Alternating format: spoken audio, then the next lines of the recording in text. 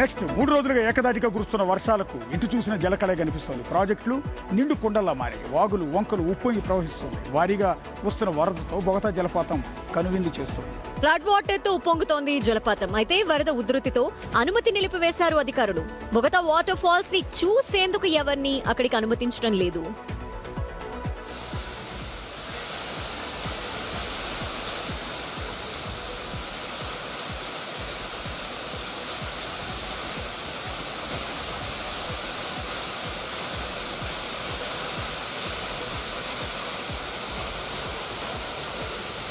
Yes, ఒక mini నయాగరాన్ని తలపిస్తోంది Bogatha జలపాతం.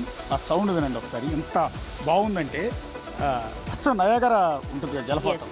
So దాన్ని చూసినట్టే ఫీల్ కలుగుతుంటుంది ఇక్కడ. దీన్ని చూస్తే మాత్రం బొగతా జలపాతం అంటే అంత ఫ్లోటింగ్ అంట, ఆహ్లాదకరమైన వాతావరణం చూద్దామని ఎవరన్నా కూడా వెళ్ళిపోదాం ఇప్పుడు అని అనుకుంటూ ఉంటారు. బట్ ఈ టైంలో వెళ్ళటం అస్సలు సేఫ్ కానే కాదు. చాలా మంది అధికారులు కూడా కనుక తెలంగాణ టూరిజం శాఖ కనుక చొరవ తీసుకుని అక్కడికి రావాల్సిన రోడ్లు క్లియర్ చేయడం కావచ్చు, వచ్చిన తర్వాత పర్యాటకులకు దాన్ని చూసేందుకు సేఫ్టీ మెజర్మెంట్స్తో అన్ని సేఫ్టీ, ఎవరు కూడా లోపలికి వెళ్లకుండా చొరబడకుండా నీళ్లలో దిగి స్నానాలు చేసే ప్రయత్నం చేయకుండా కట్టడి చేసి కనుక ఒక రైలింగ్ లాంటిది ఏర్పాటు చేస్తే చాలా మంది టూరిస్టులు వస్తారు. ఈ అద్భుతాన్ని చూసే అవకాశం దగ్గరగా ఉంటుంది. ప్రస్తుతం ఏంటంటే ఆ సేఫ్టీ మెజర్స్ ఏమీ లేకపోవడం వల్ల వచ్చిన జనం వినకపోవటం వల్ల ఏమవుతుందంటే ప్రతి ఒక్కళ్ళు వెళ్ళి అక్కడికి వెళ్ళి సెల్ఫీ దిగుతారు ఒకళ్ళు. యాక్చువల్గా విజువల్స్ లో అదే జరుగుతుంది. మనం ఎక్స్ప్లెయిన్ చేస్తూ ఉన్నాము, అక్కడ వాటర్ ఫాల్ ఉంది, ఆ పక్కన చాలా మంది ఫోటోలు దిగుతూ ఉన్నారు.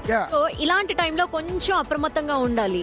ఫ్లోటింగ్ దగ్గరికి బాగుంది కదా అని దగ్గరికి వెళ్ళామంటే ఏదైనా ప్రమాదం జరిగే ఛాన్స్ ఉంటుంది. ఇదంతా కూడా మన మంచి కోసమే. ఎస్, మన మంచి కోసం చెప్పిన చాలా మంది వినరు, అది ప్రాబ్లం. ఇల్లు అక్కడికి వెళ్ళి రీల్స్ చేస్తుంటారు.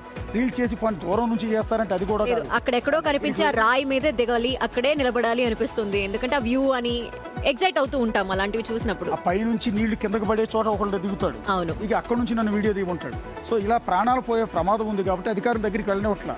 అందువల్ల వెళ్ళనీయట్లేదని అధికారుల మీద కోప్పడాల్సిన అవసరమో నన్ను తప్పు పట్టాల్సిన అవసరమో లేదు. మీరు సరిగ్గా ఉంటే వాళ్ళు ఎలా చేస్తారు. అలాగే టూరిజం శాఖ కూడా చొరవ తీసుకోవాలి. ఇంత బ్యూటిఫుల్ ఒక జలపాతం మన దగ్గర ఉన్నప్పుడు దాన్ని ప్రజలందరూ కూడా చూడటానికి వచ్చినప్పుడు వాటికి కావాల్సిన ఏర్పాట్లన్నీ కూడా మనం చేయాల్సి ఉంటుంది. బ్రేకింగ్ అవర్లో ఒక చిన్న బ్రేక్ తీసుకుంటాం.